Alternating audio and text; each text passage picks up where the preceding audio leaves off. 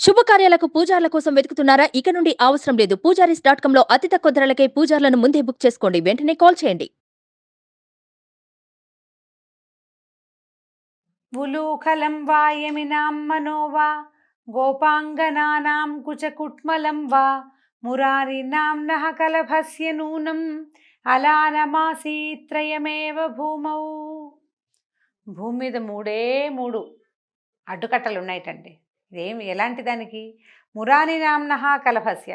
మురారి అంటే మురరిపు కృష్ణుడికి, కృష్ణుడనే మదగజానికి మూడే మూడు అలానాలు కట్టుతాళ్ళు ఉన్నాయి. ఏమేమిట? ఉలూఖలం మొదటిది రోలట, వాళ్ళ అమ్మగారు కట్టేసింది. రెండోది యమినాం మనః యోగీశ్వరుల మనస్సు. మూడోది గోపాంగనానాం కుచకుట్మలం గోపాంగనల యొక్క స్థన ప్రదేశమే ఈ కృష్ణుణ్ణి కట్టగలిగే తాడు అని చెప్తున్నారు. కృష్ణుడు అనే మదగజం ఆ మూడు చోట్లే స్థిరంగా ఉంటుంది. ఎంత చక్కగా చెప్పారో చూడండి. ఇక్కడి నుంచి మనం చెప్పబోయేది గోపికా గీతలు. వీటిని రాసపంచాధ్యాయి అంటారు. దశమస్కంధంలో అంటే భాగవతం, శ్రీమద్ భాగవతం దశమస్కంధంలో వ్యాసుల వారు రచించిన దాంట్లోనే 29 నుంచి 33 వరకు ఉన్నటువంటి 5 అధ్యాయాల్ని రాసపంచాధ్యాయి అంటారు. గోపికలు కృష్ణుని పట్ల విరహంతో, అతన్ని భర్తగా పొందాలన్న వ్యామోహంతో ఎలా ఆయన వెనకాల వెళ్ళారు, ఆ తర్వాత ఆయన ఏ రకంగా వాళ్ళకి సరిచేశాడు వాళ్ళని అనే విషయం ఇందులో చెప్పబడింది. ఏంటంటే మోహంలోనూ దానివల్ల కలిగిన వ్యామోహంలోనూ చిక్కుకున్న జీవుల్ని పరమాత్మ ఎలా ఉద్ధరిస్తాడో ఈ 5 అధ్యాయాల్లోనూ చెప్పబడింది. దీనికి శృంగారం అనే భ్రమనే ఆలంబనగా తీసుకున్నాడు. గోపికలు కృష్ణుని భర్తగా కావాలనుకున్నారు, కానీ వాళ్ళు నిజంగా శ్రీకృష్ణుని భర్తగా పొందినదే లేదు. కేవలం ఒక మాయా అవలంబనతోటి కృష్ణుడు వాళ్ళకి ఆ భ్రమని కల్పించాడు. వాళ్ళని సంతృప్తిపరచడానికే తప్పిస్తే వాళ్ళ పాతివ్రత్యానికి ఏ భంగము కలగలేదు. ఆనాటికి శ్రీకృష్ణుడికి 10-11 సంవత్సరాల వయసే ఉంది. చిన్న బాలుడే ఆయన, పెద్దవాడు కాదు. అయితే శ్రీకృష్ణుడు పసివాడిగా ఉన్నప్పుడు గోకులంలో స్త్రీలంతా అతని పట్ల అమిత వాత్సల్యాన్ని, ప్రేమని చూపించేవాళ్ళు. పెరుగుతూ ఉంటే క్రమంగా ఏమైంది, ఈయన పెరుగుతూ ఉండి ఆయన తాలూకు లీలలు విజృంభించేసరికి వాత్సల్యం ప్రేమగా, ఆ పైన ఆరాధనగా మారింది.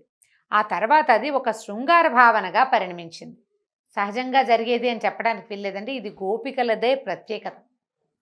జీవులు ఎలా పరమాత్మ వైపు ఆకర్షింపబడతారో చెప్పడానికే ఇది చెప్పబడుతోంది. వాళ్ళ మనసుల్లో ఏముందో కృష్ణుడికి తెలుసు. వాళ్ళ వ్యామోహాన్ని ఈ మంచి మాటలతోటి కానీ ఉపదేశాలతోటి కానీ తొలగించడం సాధ్యం కాదు. అది కేవలము విష్ణుమాయకి మాత్రమే సాధ్యపడుతుంది. అందుకని దాన్నే ప్రయోగించాడు. ఒక శరత్కాలంలో ఒక పున్నమి నాటి రాత్రి నిర్మలమైన ఆకాశంలో పూర్ణచంద్రుడు లోకాన్ని చల్లని కిరణాలతో ఆహ్లాదపరుస్తున్నాడు. ఎప్పుడు ఈయన ఏమనుకున్నాడంటే వీళ్ళకి లోపల కలుగుతున్నటువంటి ఇలాంటి తీవ్రమైన భావోద్వేగాన్ని తగ్గించడానికి దానికి ఒక సమయాన్ని కేటాయించాడు. ఆ సమయం ఏంటంటే ఒక పూర్ణిమ నాటి రాత్రిట. అయితే యమునా తీరంలోని ఇసుక తిన్నెల మీద నిలబడి శ్రీకృష్ణుడు వేణుగానం ప్రారంభించాడు. అవ్యక్త మధురమైన ఆ గానం నిశ్చలమైన గాలిలో తేలి గోకులానికి చేరింది.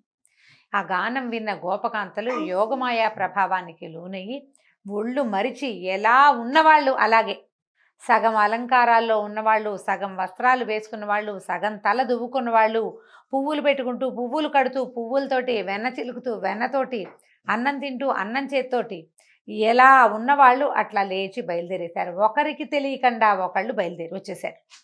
నన్నే పిలుస్తున్నాడు అనిపించింది ప్రతి వాళ్ళకి. ఎవరి దారిని వాళ్ళు వచ్చేశారు. ఈ వచ్చేసేసరికల్లా ఈ వచ్చిన వాళ్ళు ఎలా వెళ్ళారంటే ఎవరో ఒక పరపురుషుణ్ణి చేరడానికి వెళ్తున్న స్త్రీలలాగా వెళ్ళిపోయారు. అది కృష్ణుడని, భగవంతుడని ఆ ధ్యాసలో వాళ్ళు లేరు. అప్పుడు పరీక్షిత్ మహారాజుకి ఒక సందేహం వచ్చిందంట. సుఖమహర్షిని అడుగుతున్నాడు, గోపకాంతలు కృష్ణుణ్ణి తమకి ఇష్టుడైన పరపురుషుడిగా భావించారు, పరమాత్మ అని కాదు వాళ్ళు భావించింది. పరపురుషుణ్ణి చేరడానికి వెళ్తున్నామన్న భావనతోటే వెళ్ళారు. వాళ్ళు చేసింది తప్పు కాదా? తప్పు కదా, అది జారత్వం, అది తప్పు కదా అని పరీక్షిత్ మహారాజు అడిగాడట.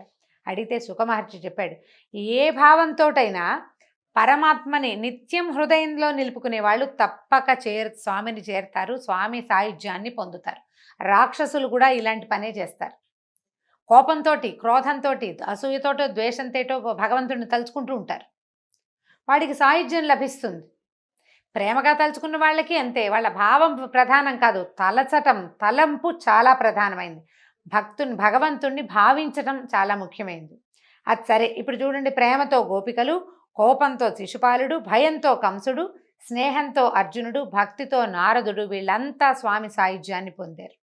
దాని తోడు ఇప్పుడు ఏమైంది, ప్రస్తుత పరిస్థితిలో వందలాది మంది గోపికలు గోపకాంతలు కృష్ణుడి వద్ద చేరారు. వాళ్ళు వచ్చినందుకు శ్రీకృష్ణుడు పొంగిపోలా, ఆనందించలా, ఏం లేదు, వాళ్ళని ప్రోత్సహించలా, కామ్గా ఊరుకున్నాడు. ఏమంటున్నాడంటే, ఇట్లా రాత్రిపూట, ఈ రాత్రి వేళ ఇలా ఇల్లు వదిలి రావచ్చా అటవీ ప్రాంతాలకి? మీరు ఇట్లా వచ్చేస్తే మీ భర్తలు మీ మీద ఎంత బెంగ పెట్టుకుంటారు, పిల్లలు మీకోసం ఏడుస్తారు. వెంటనే ఇంటికి వెళ్ళిపోయింది, మీ భర్తల్ని సేవించండి, అది మీ కర్తవ్యం. మీకు నా మీద భక్తి ఉందని తెలుసు. నా గాథలు వినటం, నా కథ వినటం, నా రూపాన్ని మనసులో నిలుపుకోవటం వల్ల భక్తి దృఢమవుతుంది, కానీ భౌతికంగా నాకు సన్నిహితంగా అవడం వల్ల భక్తి బలపడదు. ఇది వేరే భావంలోకి రూపాంతరం చెందుతుంది. కాబట్టి దూరంగా ఉండి మీ పని మీరు చేసుకుంటూ నా గాథలు వినండి, నన్ను తలుచుకోండి, నా రూపధ్యానం చేయాలి అని అనేసరికల్లా, ఇలాగా మీలాంటి పతివ్రతలు ఇలా పరపురుషుణ్ణి భావించి ఇలా దూరం వచ్చేయడం మీకు తగదు, కష్టాల పాలవుతారు, ఉత్తమ గతులు చెడతాయి, కుటుంబ జీవితం పాడవుతుంది, అందుకని పిల్లలు ద్వేషిస్తారు మిమ్మల్ని, మీరు ఇంటికి వెళ్ళిపోండి అన్నాడు. అనేసరికల్లా గోపికలకి నచ్చలేదట. మేము సర్వం పరిత్యజించి నీ కోసం వచ్చాం, నన్ను కాదనద్దు. నా పక్కనున్నది కూడా నాలాగనే ఎలా వచ్చింది అన్న భావం కూడా లేదండి వాళ్ళకి. ఇంతమంది ఒకడినే కోరి వచ్చామేమిటి అని కూడా అనిపించలే. అసలు ఆ మమేకం అయిపోవాలి భగవంతుడితోనన్న తీవ్రమైన భావాల్లో ఉన్నారు వాళ్ళు. అయితే ఎంత బతిమలాడేస్తున్నారు, మేము వెళ్ళము, మేము నీతోటే ఉంటాము, సర్వం పరిత్యజించి నిన్ను పొందాలని కోరికతోటి వచ్చాం, మమ్మల్ని కాదనద్దని ఏడుస్తూ ఉండిపోయారు. ఏడుస్తుంటే ఇక వీళ్ళని చేయలేము, మన వల్ల కాదనుకున్నాడు కృష్ణుడు. ముందు ఇప్పుడు ప్రస్తుతం లొంగరు వీళ్ళు, అంతర్ధానం అయిపోయేసరికల్లా వీళ్ళంతా ఏడవటం మొదలుపెట్టారు. బిత్తరపోయారు, తెల్లబోయారు వాళ్ళు. ఇదేమిటి, భగవంతుడు కృష్ణుడు మాయమైపోయాడని. ఇక ఏం చేస్తున్నారో తెలియకుండా ఈ కృష్ణుడి వియోగాన్ని తట్టుకోలేక పిచ్చివాళ్ళు అయిపోయారు. ఆ లతలలో, తీగల్లో, వాట్లల్లో, వీట్లల్లో దూరిపోయి నికుంజాలలో, ఈ యమునా నది సైకత వేదికల్లో తిరుగుతూ అరుస్తూ పిలుస్తూ, కొంతమంది ఏమో భావైక్యత పొంది, కొంతమంది మేమే కృష్ణుడు అనుకున్నారు. కొంతమంది ఒకళ్ళు పూతనలాగాను, ఇంకోళ్ళని పూతన సంహరించే కృష్ణుడుగాను భావించారు తమని తాము. ఇంకొంతమంది ఏమో ధేనుకాసురుడు గాను, ఇంకొంతమంది ఇంకో అసురుడు గాను, నేను తృణావర్తున్నని, నేను శకటాసురుణ్ణని, ఇలా రకరకాల, నేనే కాళీయుణ్ణని, ఇలా అనేక రకాల భావాలకు లోనవుతూ కృష్ణుడితోటి మమేకమైపోయారు, పిచ్చెక్కిపోయారనమాట. సాధారణ స్థితిలో లేరు. అయితే ఇంత అన్వేషించినా కనపడలేదు. ఎంతో వెతికారు. వెతికి, మేము మీ దాసీలం, ఏమీ ఆశించి దాస్యం చేయట్లేదు, మాకు నువ్విచ్చే వద్దు, నువ్వే కావాలి మాకు. భగవంతుడు ఇచ్చే వరాలు అక్కర్లేదు వీళ్ళకి, భగవంతుడే కావాలని ప్రార్థిస్తారనమాట. నీ చూపులకి లొంగి, నీ కంటి చూపుకి లొంగి నీ దగ్గరికి వస్తే ఇంత అన్యాయం చేస్తావా, ఇలా హింసిస్తావా, ఆయుధంతో చంపితే హత్య అంటారు, ఇలా కంటి చూపుతో చంపితే దీన్ని ఏమనాలి అని విపరీతంగా ఏడ్చారు. గోకులవాసులు ఎన్నోసార్లు ఇలా మృత్యువు ముఖాల్లోకి అడుగు పెడితే నువ్వు ప్రతిసారి రక్షించావు. కార్చిచ్చుల్ని తాగేసావు, దావాగ్ని వస్తే దాన్ని ఎత్తి తాగేసావు, వానలు వస్తే కొండనెత్తి మరీ రక్షించావు మమ్మల్ని. మరి అలాంటప్పుడు మమ్మల్ని ఎట్లా రక్షించకుండా వదిలేస్తావు? అందరినీ రక్షించావు, మమ్మల్ని కూడా రక్షించాలి కదా. నీ పాదాలని తలుచుకుంటూ, అసలు పాదాలనే వర్ణించలేము, ఆ పాదాల సౌందర్యమే ఆ నిరుపమాన సౌందర్యం, తలుచుకోకుండా ఉండలేము. ఎంత చెప్పినా తనివి తీరదని, అసలు మామూలు పిచ్చి కాదనమాట. ఆ పాదాలు, భూమి ఎంత పుణ్యం చేసిందో ఈ పాదాలతోటే నువ్వు అక్కడే ఆవిడ మీదే తిరుగుతున్నావు అని ఎంత పొగిడారో, ఎన్ని రకాలుగా ప్రార్థించారో, ఎంత పిచ్చెక్కిపోయారో. అసలు మేము కుదురుగా ఇంట్లో ఉంటే నువ్వు ఈ సంగీతంతో కదా మమ్మల్ని పిలుచుకొచ్చావు, ఇలా మమ్మల్ని జడగొట్టావు, మేము ఇట్లా ఇక్కడికి వచ్చేసిన తర్వాత ఇప్పుడు నిన్ను మహాపురుషుడు అనాలి, నిన్నేమనాలి, నువ్వు ఇలా ఎందుకు వచ్చేసావు, వెళ్ళిపోయావు అని చెప్పి ఇంకా ఎన్నో భావాలతోటి. మాలో మాకు పోటీ అన్న భావన లేదు, ప్రతి వాళ్ళకి కృష్ణుడు కావాల్సింది అంతే. ఇక అట్లా ఉన్నారు, ఏడ్చారు, విపరీతంగా దుఃఖించిన తర్వాత కొంచెం తెల్లవారుతుండగానే కృష్ణుడు మళ్ళీ కనపడ్డాడు. వాళ్ళ మధ్య ప్రత్యక్షమయ్యాడు. వాళ్ళంతా తమ ఉత్తరీయాలు, పైనున్న వస్త్రాలు పరిచి కృష్ణుడిని కూర్చోబెట్టారు. ఒక సందేహం ఉంది, తీర్చమన్నారు. మరి కృష్ణుడు భగవంతుడని తెలుస్తూనే ఉంది కదా. ఏమిటంటే, కొందరు కేవలం తమను సేవించే వాళ్ళనే అనుగ్రహిస్తారు, కొందరు తమను సేవించని వారిని కూడా అనుగ్రహిస్తారు, కొందరు కఠినాత్ములు తమరు సేవించిన వారిని కానీ సేవించని వారిని కానీ అనుగ్రహించరు.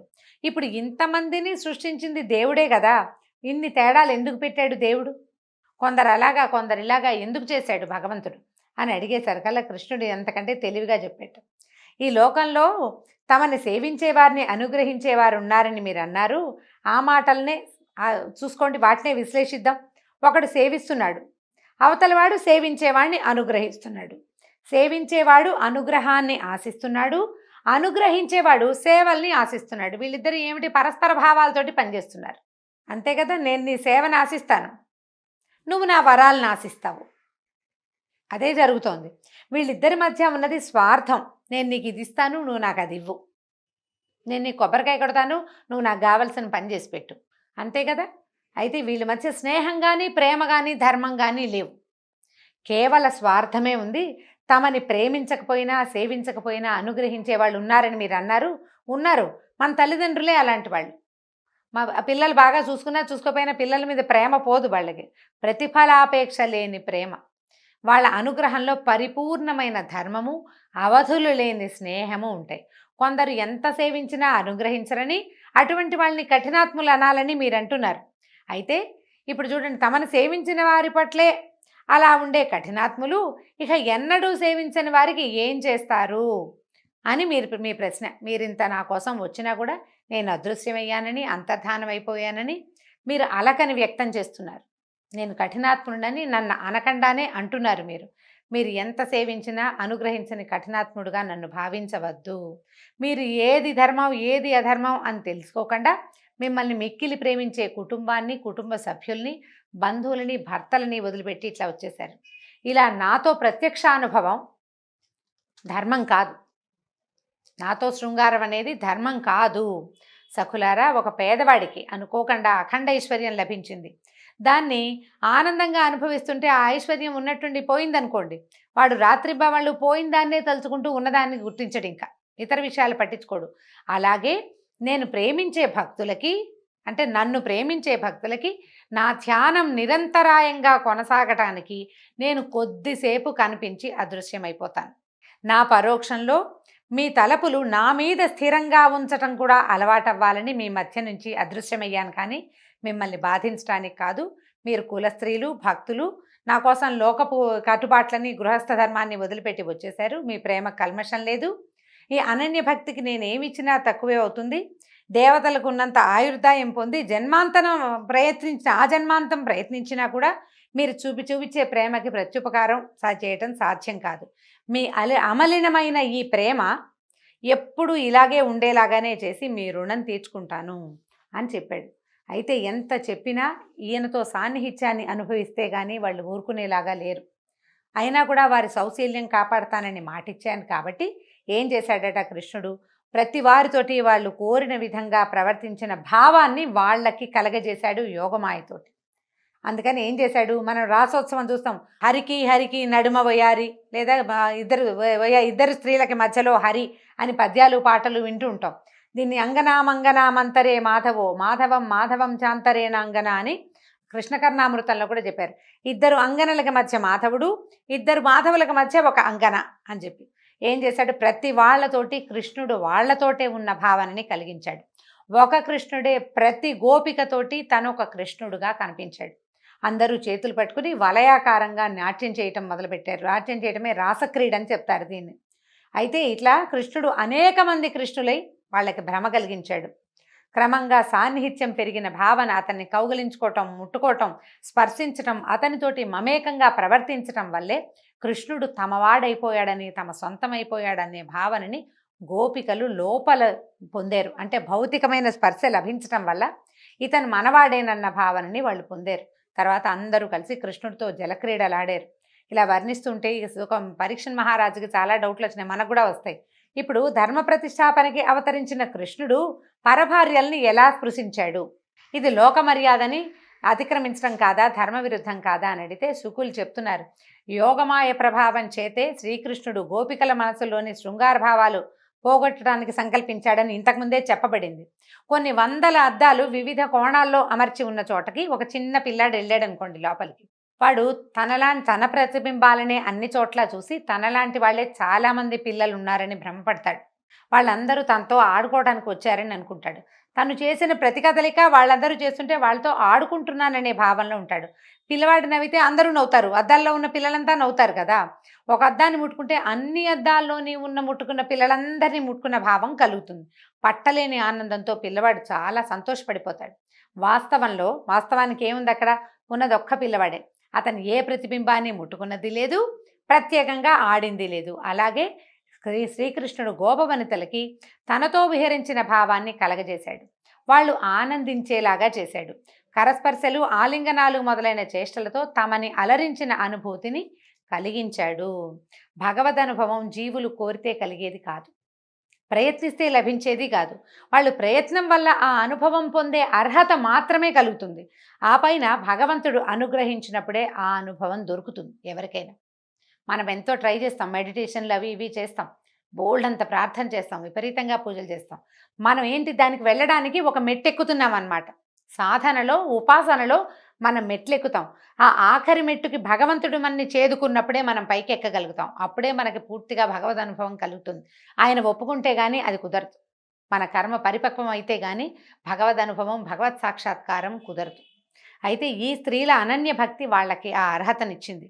అప్పుడు వాళ్ళ కోసం కృష్ణుడు ఒక భావనాత్మకమైన ఈ సన్నివేశాన్ని కల్పించాడు. భావనా జగత్తులో పరమాత్మ ఒకడే బింబం, అతడే సత్యం. జీవులందరూ కూడా అతని ప్రతిబింబాలు మాత్రమే. ఈ ప్రపంచం, ప్రకృతి ఒక అద్దం లాంటిది, అంతే. ఆ భగవంతుడు అందులో రకరకాల రూపాల్లో కనపడతాడు.